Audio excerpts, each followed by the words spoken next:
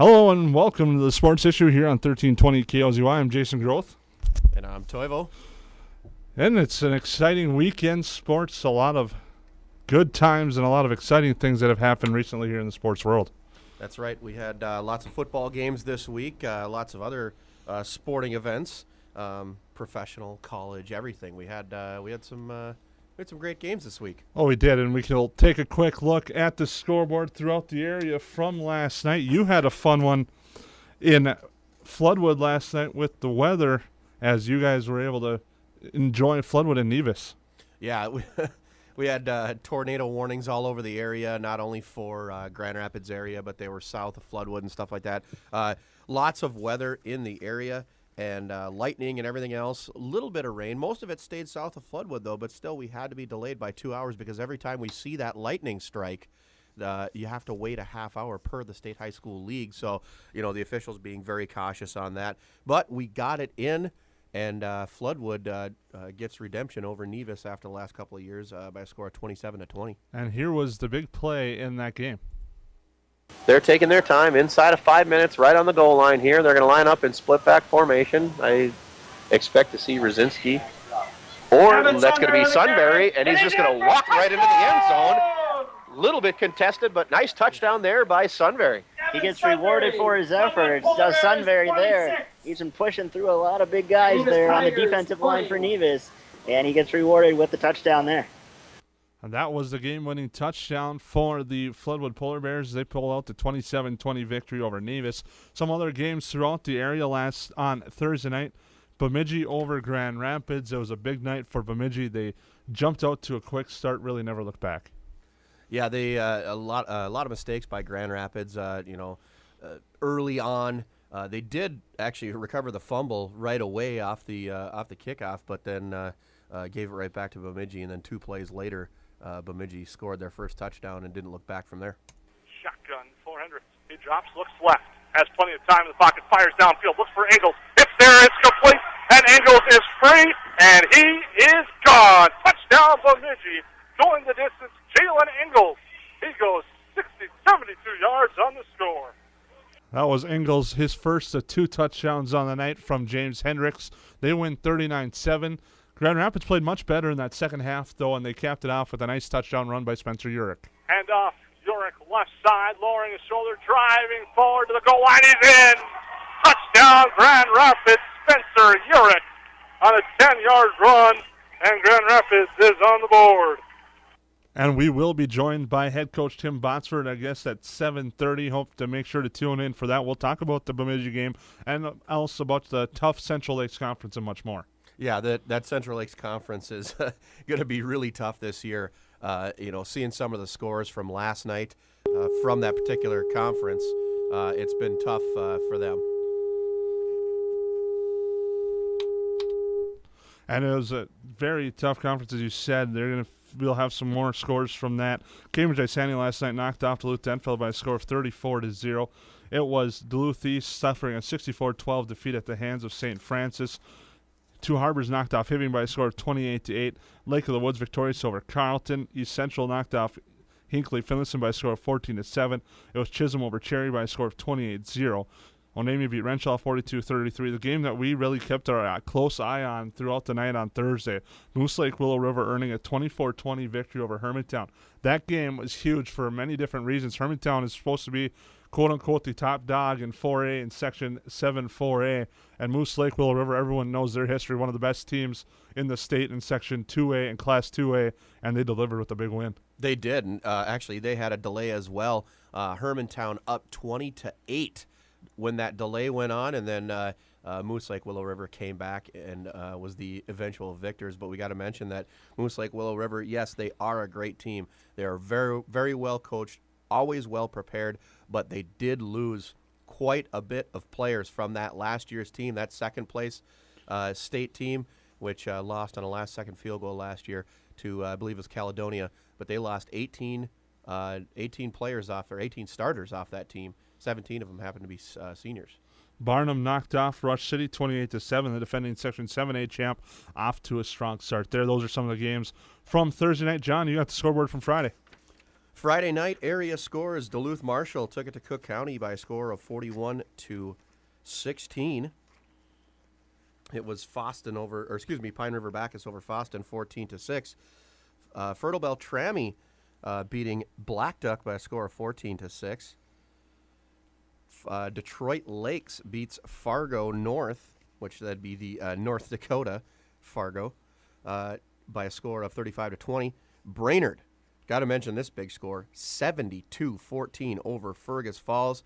Fergus Falls just about 3 years removed from that state team, that undefeated season they had.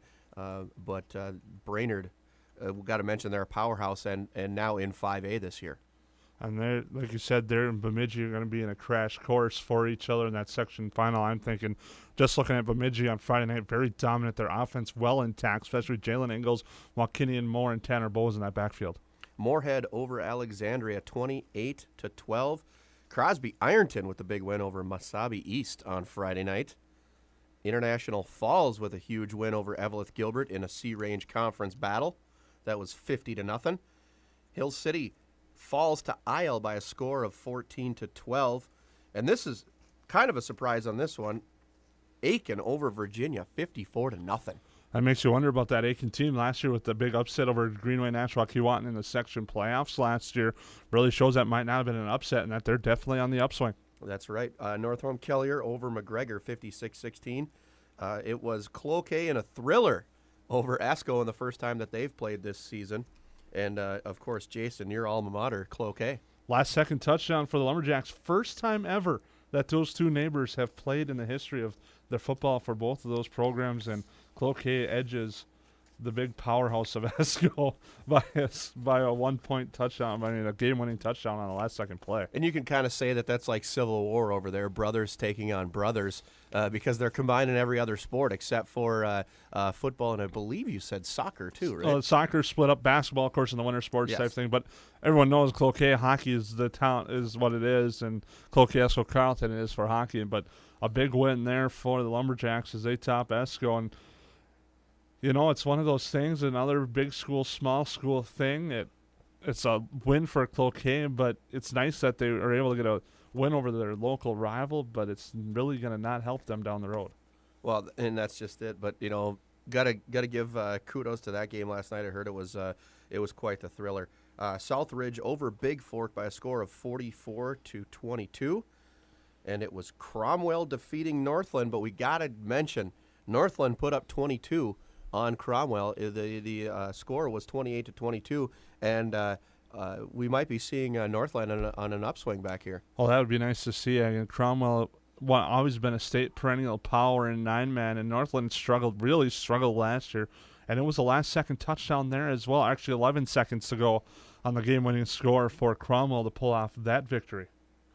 Thief River Falls over Roseau, 36-12, and then the game that we had on 96.9 KMFY last night. Deer River, in kind of a tale of the of two halves, as the first half was a lot of mistakes, and the second half we saw some exciting football. Deer River 21-16 over Greenway Nashua-Keewatin, and we had quite the game on our hands last night. I thought it was a well-played game by both teams, but definitely you could tell that it was first game jitters for some, and we thought we were going to have it right down to the end and maybe an overtime, but what a thriller over there in Dixon Barley Field. There was a couple of big plays in that contest. First half, Deer River started strong. That 97-yard run by Dylan Laffel in the second quarter. Then Colton Hines with a nice pitch and catch to Cody Shevich over the middle, which made it 14-0. Then Deer River took the eventual 21-0 lead, and this was the eventual end up being the game-winning touchdown. One right, one left. We'll see if they'll just try to power it in. Handoff, Miller straight ahead. He's into the end zone for a Deer River Warrior touchdown. A 1-yard touchdown run for Jesse Miller, and the Warriors extend the lead to 20-0. You thought at that point it was going to be all Deer River. They're going to walk away.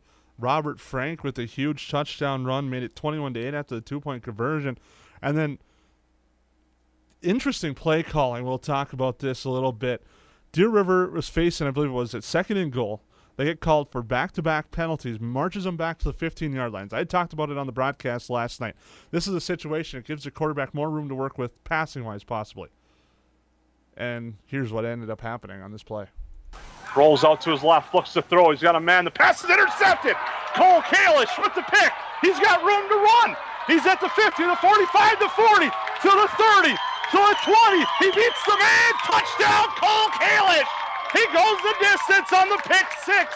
No flags on the field, and the big score there for the Titans.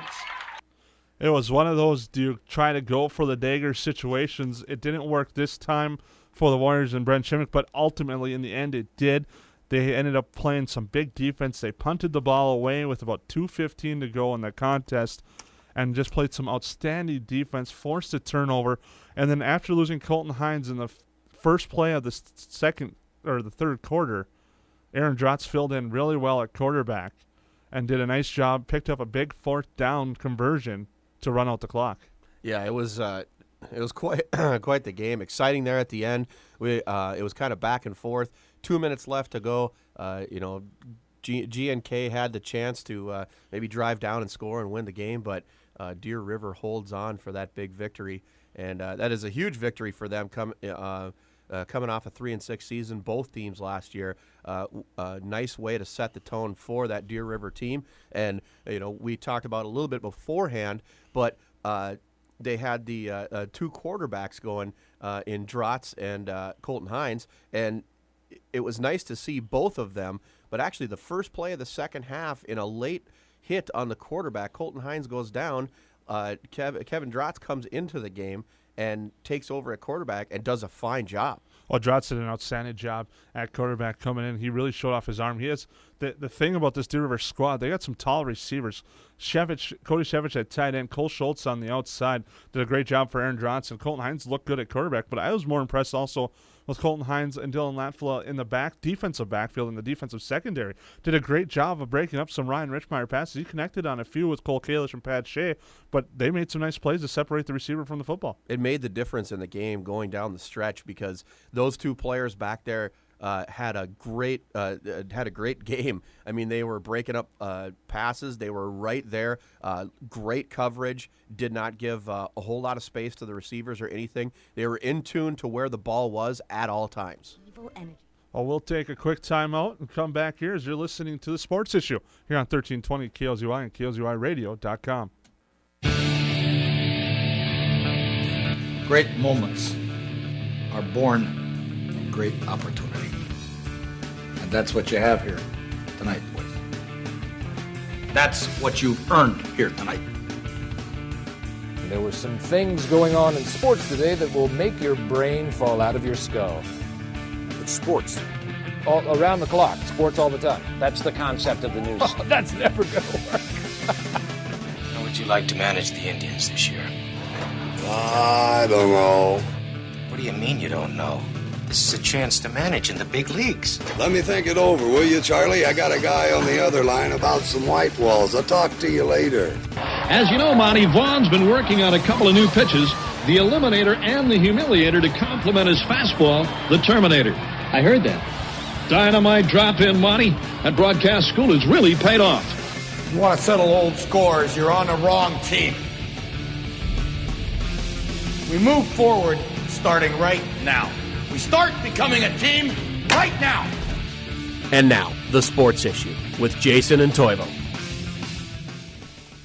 Well, welcome back here to The Sports Issue. I'm Jason Groth with Toivo, and it was an exciting sports weekend so far. A lot of great football action throughout the area. We touched a little bit on that Deer River Greenway Nashua Keewatin game, a nice local rivalry between those two teams, and it was just a fun game to see last night. Yeah, what a great way to kick off the first week of football here in the Northland. Even though we had the 0 week last week, we didn't have too many teams from this area playing.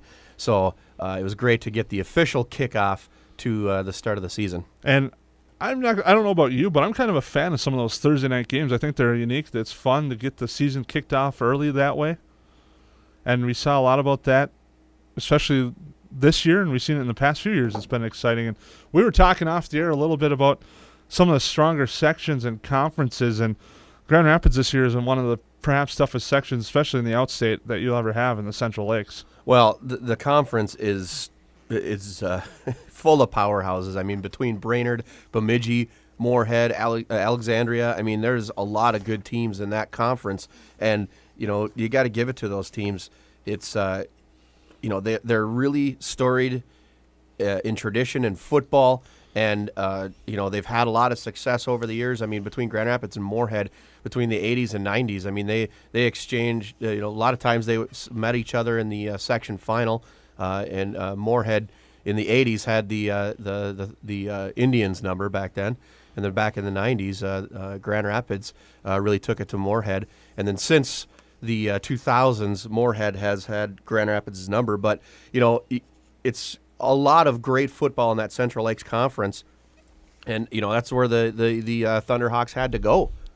Well, it was one of those issues. The Thunderhawks weren't able to get into those local conferences. They've been trying for the last few years to get into those conferences, but unable to get into those. And it makes sense for them to try to get into those for those local rivalries and natural rivalries that are up here. But some of the schools said they weren't willing to play because they say Grand Rapids is too big of a school. But come playoff time, you have to run into them, which I've never understood how the scheduling is different. I know conferences play a big role in a lot of this.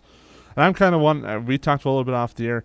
I wouldn't mind, this is kind of my off-the-cuff idea that I've kind of thought I think would be nice to see it happen in high school, but I don't think it would happen in the future, is go to section scheduling, which, you have your 8 teams in your section. So then you have 7 games against your section, 2 non-conference games. So I'm changing the schedule from 8 to 9 games, but then you have 4 teams in the playoffs in each section. Yeah, and I agree with that. I think that would be a great way to do it, because then there's no argument when it comes to section time. Now that they do QRF, it has gotten a little bit better. However, when they used to do the old point system, I know being involved in coaching and stuff like that, trying to argue the difference between beating a single A team and beating a 4A team, even though you might have 4 losses, those 4 points are a lot bigger than that 1 point. They used to rate it on a, single A was 1, double A was 2, and so on and so forth. And so there was a lot of bickering back and forth, and they would go to head-to-head. And a lot of times when the tiebreaker was to head-to-head, they didn't have a head-to-head matchup. That way you have a head-to-head matchup. There is no excuse. There is no arguing. It's cut and dried. You play your teams. If you want to get the number 1 seed, you beat them all. And I know the logistics it'd probably be tough to figure out, but I know the Minnesota State High School League has guys to do that, so they could work on that. And I think what I like about it with the 4 teams, you make every regular season game mean something. That's just it. Is that instead of your first week or second week, you're just trying to figure things out. Now you've got to tighten up your game from the get-go. And you really got to strap them up and get ready to go, because every game counts. And that's a great way to do it. Everything means something, and not every team's going to make the playoffs. And it's the way they do it in North Dakota, and they've had success with it. And I think that they could change to that in Minnesota. It would be nice to see it. I know we have this Minnesota Nice where everyone gets the ribbon and everyone's got to get into the postseason, but it'd be nice to see those games. They mean a lot now, and I'm not saying they don't, but it adds that extra level to them, where going into week 8 or week 9. You're on the bubble for 4 versus 5. That's going to add a lot. Exactly. I mean, it means then, going into those games, it really means a ton. And if you're going up against the number 1 seed right now, and you're right on the bubble with the 4 and 5, you're going to step up your game a little bit. And that number 1 seed can't think that they're going to run all over you, even though they might have it locked up. So, I mean, you're playing for pride, but you're also playing for a spot in the playoffs. And we'll have a chance to talk a little bit more about that after the break. We'll be joined by Grand Rapids Thunderhawk head football coach Tim Botsford as you're listening to The Sports Issue right here on 1320 KLZY, as well as KLZYradio.com. Welcome back to The Sports Issue here on 1320 KLZY and KLZYradio.com. Right now joined in studio by Grand Rapids Thunderhawks head football coach Tim Botsford. Tim, welcome to the studio. Well, thanks for inviting me, guys. Good morning. Yeah, good morning. Now, game on Thursday night, first game of the season, lost to Bemidji 39-7. Talk about your thoughts on the game. Well, it was a disappointing loss for us. We certainly knew going into the game they were going to be a very good football team, and we knew we had to play an outstanding game in terms of just execution and no turnovers and things of that nature. And unfortunately, in that first half, second quarter, we just made some critical mistakes, and they're the type of team that's going to take advantage of that. And it's hard to get behind in a good football team like that and try and bounce back. And we were real pleased with the second half effort. We were really excited about that part of the game. We settled down and played much better football in the second half, and actually outscored them 7-0 in the second half. But boy, in the first quarter, second quarter, mistakes just killed us. We can't do that. When you start out the game with a fumble recovery on the kickoff, and then Bemidji comes back and 2 plays into their offense, they score a touchdown. You always want to set the tone for the game. Bemidji sets the tone. Talk about how that affected the rest of the game. Well, it did. It kind of put us on our heels a little bit. They came out, we stuffed a run game, and then they came out and they ran what we call just a spread or jet offense. They ran 4 verticals and hit the inside seam over the free safety, and we're young in the secondary. We have a lot of new guys there this year. We lost everybody from last year's team, and so the kids are learning, and the Hendricks kid made a great throw, and that running back or the receiver from number 13, he's a great receiver, and it was just a well executed play, and boom, next thing you know, we're down 6-0, and that put us on our heels a little bit. Now talk about we always talk about you want to go out and win the second half if you're behind in the first half. Even though you don't win the eventual outcome of the game, you can go into the locker room at the end of the night feeling good. What were some of the adjustments that you maybe made defensively that changed the tone of that game? Well, Bill changed up a little bit. He ran a little bit of 3-4, something we've been doing, looking at off and on. So we kind of went to a little more of a multiple set defensive look on him. And, we just offensively, we just said, hey, come on, guys, up front, we got to win those battles and get after it a little bit and let's secure the football, and we did. And those were just simple things that we did, simple adjustments, and just getting refocused, getting back in the game, and coming out and playing the type of team that we are capable of being, and the boys did, and we're really, really pleased with that part of it. Now, going through this season a little bit, talk about the Central Lakes Conference. We were just chatting before we went into the break about how tough of a conference it is with the Brainards, the Moorheads, the Bemidjis. What is your outlook for the conference schedule in this season? Well, it's it's one of the toughest conferences in all state. I don't care what anybody says. If you look at the last 5A championship games, 4 of the 5 years, it's been a team out of the Central Lakes Conference that's been in that game. Between Bemidji and Rocori and so forth. So it's a really, really tough conference, and we were placed in by Minnesota State High School League a couple years ago. We were an independent, floundering. We couldn't get games, and we had a real mixed schedule. If you remember, a couple years back, we're playing 2 Harvards, De La Salle, and things of that nature. And so, it was that or going to the Seaway Range, and for a reason, the State High School League decided to put us in the Central Lakes. We probably would have preferred to go in the Seaway Range, play some of the teams in our section. In fact, 3 of the teams in that conference are in our section, Cloquet, Hibbing, and Hermantown. But the only teams that wanted us in there were Cloquet and Hermantown. So the rest of the teams didn't want anything to do with us. So it's kind of a bummer in that respect. Some rivalries that we could renew and get going again, and but it just didn't happen. So, one thing now, there's 2 divisions in the Central Lakes, is what they call a North and a South, and we are now an official member of the conference, which means we can win a conference championship. And number 2, and maybe more important, we can get some all-conference players. Where in years past we haven't had opportunity. All we could do is do an all-section team. So that's kind of exciting, and so we're going to see what happens with all that. But boy, what a tough conference! Great football. We're competing against schools twice our size and some of the enrollment factors, and it's a numbers game, but we're going to go in there and do the best we can every week, and hopefully we'll come out with some W's. Well, and we got to mention Brainerd with the big win over Fergus Falls last night, 72-14. They have now moved from that 6A to that 5A, and kind of now plays a little bit more of a role as Bemidji is now in that 5A. They ended your guys' season a couple of years in a row. Your section is wide open now. You've got Princeton and Hermantown and Cloquet in there, as well as Hibbing. But I think it's anybody's ball game in your section as well. But it's going to be interesting to see what plays out between that Brainerd and Bemidji. Well, absolutely, that's going to be a great game. I think they're in the same section. Both teams are very good. Brainerd is really loaded this year. They did lose some kids, I understand, but based on the score of what we saw last night, that's just old-fashioned thrashing, to be honest about it. And you don't know how the points. I don't know Ron Stolsky. He's not one to really pour it on. He'll put it to you a little bit. Don't get me wrong, but maybe it was just a lot of mistakes, maybe some turnovers and things of that nature. I'm not sure. But yeah, that's a bit outlandish. But you know, those teams are outstanding football teams, and year in and year out, they just reload. They have big numbers out, and it makes a big difference.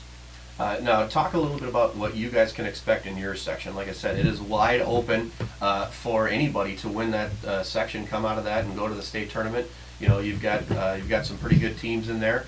We saw Hermantown. They were up 20-8 on Moose Lake, had the delay on Thursday night, and then they ended up losing to Moose Lake Willow River, which is a powerhouse in this area. But talk a little bit about what you can expect in your section this year. Well, you know, we feel it's wide open. Certainly, you know, Hermantown graduated a lot of young men last year, so they're kind of rebuilding down there. But they're well coached, and so you know they're always going to be tough at the end of the year. And Cloquet is expecting a good year this year. I know they squeaked by Esco last night, but you know, talking to Tom Lenars, the head coach down there, you know, they're pretty excited to get a returning quarterback and some people up front for a change, and so he's looking forward to it. And I'm sure they're thinking the same way we're thinking. You know, the section's wide open. Princeton, we had a chance to scrimmage Princeton down at Little Falls at our scrimmage this year, and they're a very good football team, and we had a great go around with them, and would look forward to playing them. They're going to be a very solid football team at the end of the year, so they're going to have a great quarterback, great receiving core. You know, so, you know, then you got Duluth Denfeld added to the mix. North Branch got bumped out and went down to the southern section, but Duluth Denfeld's in that section, and, you know, Frank was real young last year, Frank Huey, the head coach down there, and he's pretty optimistic. They got quarterback issues from what I understand, but they're pretty solid in a lot of other places, and they had a tough game with Cambridge.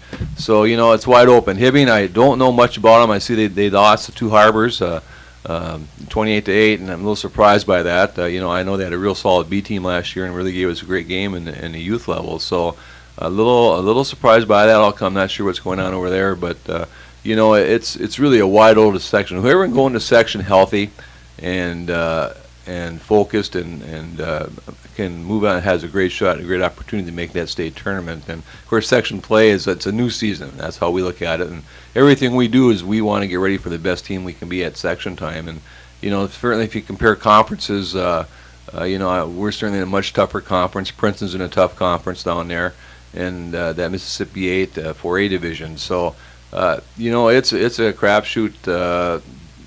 But I think it's wide open for anybody to come out of there. Well, and both Jason and I touched on a little bit before we started the show here today that it is very well possible that a team with a losing record could go to the state tournament out of this section. Absolutely. You know, if you look at last year, you know, Princeton didn't have the greatest record, but again had a tough section or tough play regular season. They won the section, and then they made it to semifinals in the Dome. You know, that kind of tells you the conference or play that they're in and we're in, and certainly that opportunity lies there because you play bigger, faster, stronger teams, you're going to get better. It's just the way it's going to be. So it's kind of interesting how that's going to fall out, but yeah, that's true. So now talk a little bit about your preparation going into next week. Now coming off the loss to Bemidji, a lot of mistakes and stuff like that. What are some of the things that we're going to prepare for this week for next Friday night? Well, you know, we'll look at film, obviously, which we've already done, and coaches have broken it down, looked at it, and we'll be exchanging film with St. Cloud Tech sometime this morning, and we'll get a chance to look at them. We went down and scouted them last night. They're a very good football team. There's no slouches every Friday night. We got to come in and get ready to play, and so we get a chance to look at film, kind of break things down, and then we prepare ourselves offensively and defensively when we put our scout teams together, so we're running their stuff, and so we can get somewhat of a look at what they do. And so we prepare the kids that way. You know, mentally it's just getting refocused and building out that second half of our game against Bemidji, and just going in there and not making those mistakes. We just can't commit those type of errors and expect to win football games. I don't care what level you're on, whether it's the NFL, the Division I football, or what. You can't turn the ball over 4 times and expect to win football games, and that's what we have to eliminate. So, you know, those are the things that we have to focus on. But you know, we break things down pretty well as a staff. And we really feel we get the kids prepared as best we can, and then it's just coming out and playing and executing that and on Friday night, and that's what we got to do. So now, last year you relinquished a little bit of the offensive power to Coach Matt Pellinen, bringing him in as an actual offensive coordinator. I've heard that you've loosened the reins even a little bit more this year. Talk about how that situation is going, and what are some of the things that you can expect out of Coach Pellin and his offense this year? Well, Matt and I certainly, Matt played for me and then was my JV head coach for a number of years, and very good friends, and he's a very intelligent young man, and he loves the game of football, and he understands the game of football very well, and we went to the spread here 4 or 5 years ago, and Matt understands that type of offensive scheme, and so, Matt put down made some tweaks in our offense this year, and a little bit more of a run-orientated offense. We're going to go with a lot of twin sets in the back, and what we call our Titan set, and run the ball a bit more than what we have in the past. And I think that's probably a good place for us to go in that respect. So Matt, certainly he can just focus on that, getting the game plan ready and so forth. But it's a joint venture by the coaches. All of us get involved in that process, and certainly the final decisions do lie with the old head coach. But it allows Matt and to really focus on some things, just like having Billy as our defensive coordinator, and he can just focus on those things, and so it's kind of a nice twist to have. Now, talk about what we can expect next Friday night against Tech. Well, they're not a big football team. They have a nice offensive line. I shouldn't say that. They're fairly good size there. Defensively, they're very small, but they're very quick, and that's kind of what they build there. They'll get after you. They do a lot of blitzing. The linebackers, they play too deep halves, it looks like, and sometimes they'll lock on man, sometimes they don't. So they disguise it very well, so you're not quite sure what they're going to do out there. They're real quick. Like I said, we watched them play Sartell last night, and Sartell had a great football game and could have gone either way, and Sartell turned the ball over a couple of times, and that's what broke their back a little bit. St. Cloud took advantage of it, but on the offensive side of the ball, they're pretty basic. They keep pretty much the same spread. They run some eye set and twin backs, and they blast dive and get after you that way, and they run some sweeps out of it, and then they'll throw the ball to mix it up a little bit. So very good team, and they're very basic football, but they execute very well. Now, last thing I got to mention, you yourself and Jason Groth being old Scanlon / Cloquet guys, I bet you guys were really happy with the squeaker that Cloquet pulled out over Esco, the crosstown rival. Oh, you bet. I'm a Cloquet grad. I'm not going to tell you what year. It'll age me, but I'm always pulling for the Lumberjacks down there. It was a nice win for them. I know I talked to Tom Linares about it, and it's kind of like Greenway and Grand Rapids. There's just a rivalry there between the two teams. I wish we could get Greenway back in our schedule, but our schedules don't allow it, and we'd love to play them because even though there's a class difference there, it's just you throw that all out the window, John. It's just, hey, we're playing Esco, or hey, we're playing Greenway, or Greenway's playing Grand Rapids, and they get after it, and so you can throw out the class system. It's just always going to be a headbanger, and that's what happened last night. So it's a great win for Cloquet. I'm glad to see that they beat Esco, and it must have been a heck of a ball game looking at the score. But, yeah, it's fun, and go Cloquet. Actually got to add one more thing here. We've also got to talk about the other third of the game, that's special teams. How well has Coach Dan Jinks had his special teams prepared this year? Dan does a great job. He's been with me for a long time, and it was for the most part we performed very well. We've got a foreign exchange student kicking the ball for us. He boosts the ball really well, and we had one punt blocked in the end zone. Well, lo and behold, we were short in the football field, and the person in charge of calling heads didn't do a very good job of it, and we should have called a timeout and got the other guy in there. So that was a big mistake. But Dan does a great job. You love the big guy. He puts his heart and soul into coaching, and so our special teams, and it's the third part of the game. You laugh, but it's a really important part of the game. And Coach Malowski at UMD say you got to win 2 out of 3 to win football games, and so that's very true. So we put a lot of emphasis on our special teams, and I give them quite a bit of time in practice to prepare and get things done. So we'll just get better at that. Oh, that's great. Well, I want to thank you for coming in studio today, Tim, and good luck next Friday night. Thanks, John. St. Cloud Tech is the opponent next Friday, and you're listening to the Sports Issue here on 1320 KOZY. Well, welcome back once again to the Sports Issue. We'd like to thank head coach Tim Botsford. A great interview with you there about the Grand Rapids football team in the section, and especially the conference, and as a good inside look into the Central Lakes. Well, that's just it. Great conversation there. Thank Coach Botsford once again for joining us in studio, and he's always a good interview because he comes in without a sheet of paper, a cup of coffee, and just sits back and relaxes and chats about what his football team has going on. He's been around this game for a long time, and he knows how to prepare his team, and he also knows that exactly what goes on throughout the game. Especially like he talked about the mistakes that the Thunderhawks made last Thursday night, and some of the things that they need to do in order to prepare for next Friday night. I know we've talked a lot of football this first hour. Don't worry, other sports fans. We will shift focus second hour. We have a special guest coming in, Will Florsheim, Greenway National Keewatin cross-country coach. He'll bring in Cameron Brandt, one of the runners, as well as Alyssa Peterson, runners for G&K. They have a huge event coming up. They'll be here at 8:30. We'll have that interview coming up in just a little bit. They have a huge event, the G&K Titan Invitational at the Eagle Ridge Golf Course. We'll talk a lot about that event. That event is Thursday. We'll also talk about area volleyball. But one thing I know we've both been kind of itching to talk about a little bit back on the gridiron is Johnny Manziel. A lot of talk about Johnny football receiving this, I don't even know if you can call it a slap on the wrist type suspension, a little bit of a breather. They play Rice today, does Texas A&M. Johnny football signed a lot of autographs in the offseason. And apparently he did it the right way where they can't trail or prove that he received money for it. So Texas A&M says, okay, well, he didn't do anything wrong technically, but we'll come to an agreement to get this thing over with. 2 quarters is a suspension.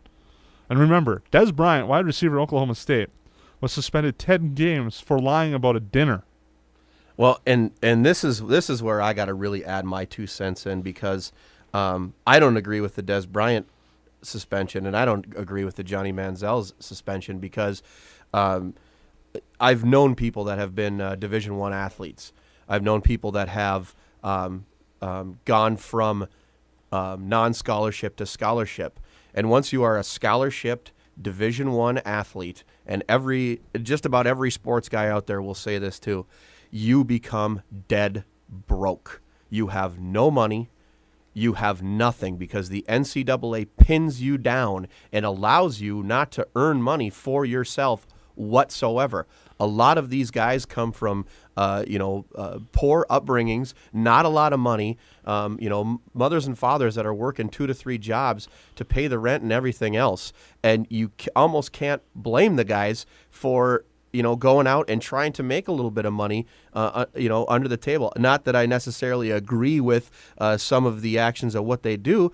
However, they have no. It's almost like they have no choice. The NCAA needs to step back and retake a look at this because we are in different times. Every facet of the game, every facet of everything else has evolved, except for the fact that these players don't have an opportunity to make any money. I mean, they won't even let the guys have jobs for crying out loud, and it makes me sick, and it's the reason why these guys bail to the NFL so quickly is because they see the millions of dollars, they see the dollar signs. Johnny Manziel, this is his last year at Texas A&M. Mark my words. There's no reason, especially after this fiasco, there is no reason for Johnny Manziel to stick around anymore. I don't know if he's going to be a quarterback in the NFL, but you know what? The kid has got a lot of talent. He's got a lot of heart, and I just don't feel that he is going to be back to Texas A&M next year. Well, the thing that drives me nuts about the whole thing is he's signing, it's his signature. It's himself. And they say he can't do that. But here's the thing. The NCAA, on their website, at the time as this comes through via ESPN, was selling Johnny football jerseys. Exactly. They can market and they can make money off of him, but he can't make money off of himself, and that's what I think is wrong. I think Texas A&M should have took a stand and said, no, we are not going to sit him for 2 quarters. We are going to start him, and if we are up by 50 points, we're going to keep him in, and he's going to throw 3 more touchdowns. That's the way that Texas A&M should have handled that situation and not rolled over to the NCAA and said, oh, we'll do your bidding and do what you do. And, it gets me fired up. And, the NCAA does do a lot of good things, but that is one thing that they do wrong. Well, the thing is, the NCAA knew in this situation that Johnny Football had a lot of money behind him. His dad is a wealthy man, as it's been well indicated. And they were going to be in for a dogfight if they were going to draw this out. And the NCAA knows they need him on the field. I mean, yeah, they're playing Rice today, no big deal. They play Sam Houston State next week, no big deal. But in 3 weeks, they play Alabama. And you can't tell me every college football fan has that game on their calendar. They're looking for that game, for Alabama versus Texas A&M, just because of what Johnny Manziel did last year against them. And it's good, and it's going to be big money for the NCAA. I mean, they can't deny it. It's going to be big money for them. That's the reason they want them on the field. And you can hear a lot more about that here on the Sports Issue. We'll talk more about that in the second hour right here on the Sports Issues. You're listening to it on 1320 KLZY.